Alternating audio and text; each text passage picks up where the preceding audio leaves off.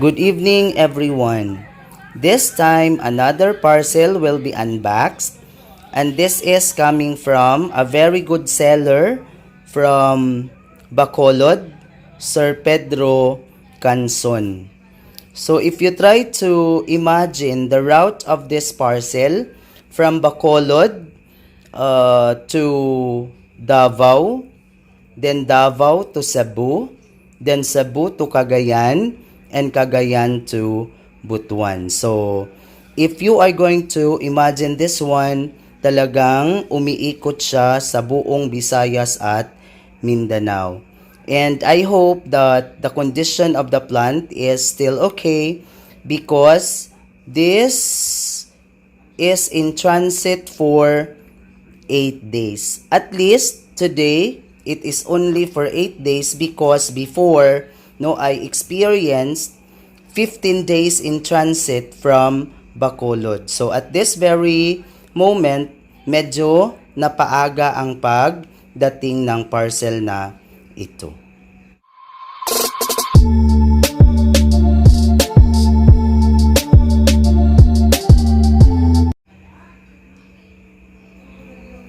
Okay, so let us now open this box. So for the shipping fee, I paid 815 for this. Okay, so I am so excited to open this because this is also one of the native bandas that I want or that I long to have at El Paraiso. And you know what? I am motivated by my friend in Leyte. He is also a teacher. The name is Sir Junaldo Palpagal. So thank you so much, sir, for sharing your knowledge about growing and cultivating native orchids. So I hope that someday, if the environment is good, so we could be able to see each other. Okay, so let us now open this one.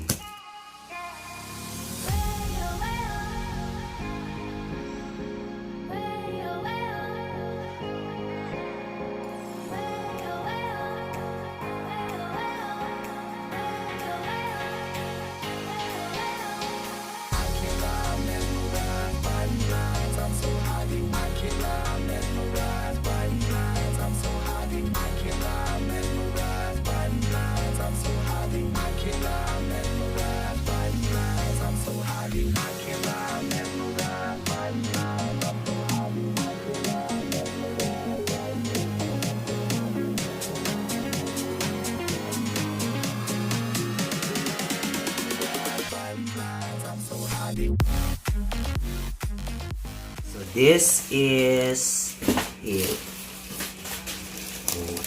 Okay, so there is a okay, let us try to see if the spike is still okay. Kasi sayang po.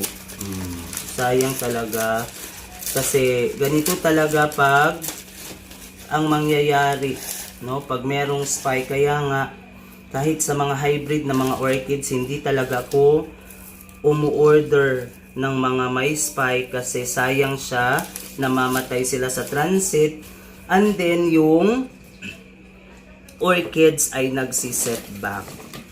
Okay, so ito po yung Roy Simato. This is Simato. Kasi sabi niya, kaya malaki ang kahon because napakalaki nung Loki. So, ito yung Roy Simato. Tingnan ninyo. Try to see this one. Talagang masipag siya. Mamumulaklak. Sayang yung bulaklak. Meron pa naman siyang bulaklak.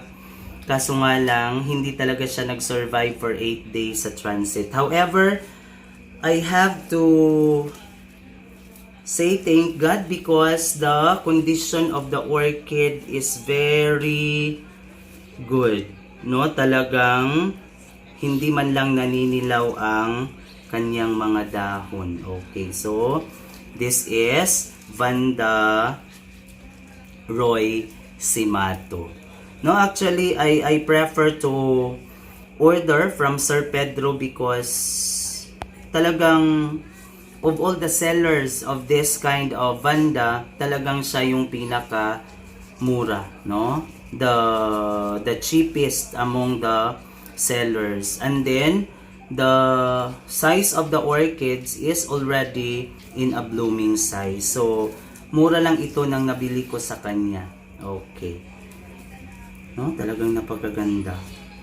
Talagang no, the roots dry na talaga. However, no, madali lang naman ito.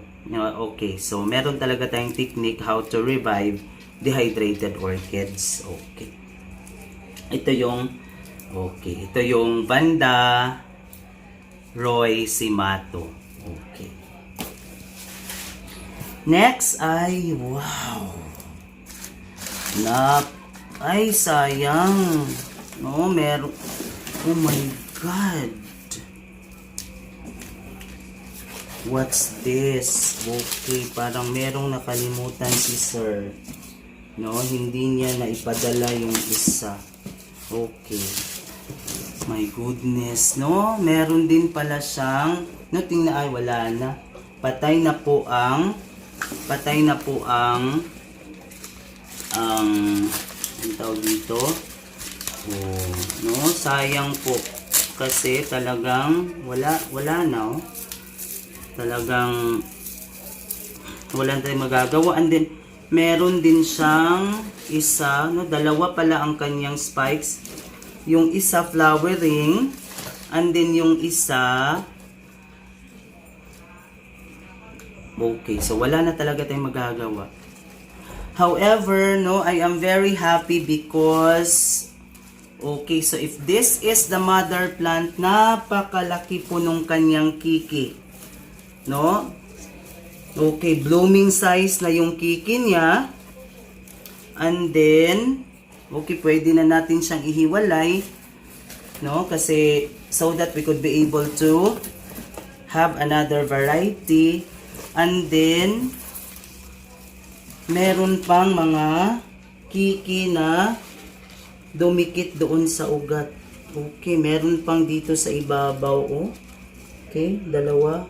And then, merong dalawang maliliit. Ay, tatlo. No? Ito, pwede na natin itong itanggalin. We could be able to separate this from the mother plant. Merong isa. Tsaka meron dito. Meron pa. No? So, ang daming kiki. No? Daming kikis. And then, no? Masipag din sila mamumulaklak. Masipag silang mamumulaklak. Dahil ang dami na nilang patay na spike. So, ito talaga yung fear ko pag meron talagang ganito, no, flowering siya, talagang magsisetback ang orchid. So, this is Vanda Loki. No, this is Vanda Loki. And I will let you see the flowers of, or sample flowers of this Vanda, native Vanda. And we have also to separate. Okay, so tomorrow we will have another video on how to separate this kiki from the mother plant. So siguro hindi tayo mahihirapan sa malaki kasi talagang malaki na siya, pero yung dito sa kabila, no, ang dami talaga. My goodness, thank you so much Sir Pedro. Okay, but meron talaga siyang nakalimutan, yung Brasidium Chen Wen Spot. Hindi niya naipadala. Siguro nakalimutan niya. So, i-message ko na lang po siya so that he could be able to be reminded. No? Okay, so siguro mag-order pa ako ng isa para hindi ako lugi sa SF. Mag-order pa ako ng isang Vanda Loki. Ganito. No? So, I am so happy. As what I have told you, I am excited to open the box because these two native Vandas, I really long to have this in the garden. No? So, kay Sir Pagal, nung dumating sa kanya, meron siyang spike, maliit na spike, and then, nandun sa kanyang garden ngayon, talagang namumulaklak. So, ang ipapakita ko sa inyo na sample na flower mamaya sa Loki ay yung flower ng Vandaloki ni Sir Pagal. So, thank you so much Sir Pagal for allowing me to use the picture, the actual picture of this or of the flower of this Vandaloki. So I am so happy. No, thank you so much Sir Pedro for this, and then talagang napakamura po nila. Napakamura. So if you want to have this in your garden, you can contact Sir Pedro Canson. Mamaya ilalagay ko yung kanyang profile doon sa aking video. Okay, thank you so much for watching. God bless and stay safe always.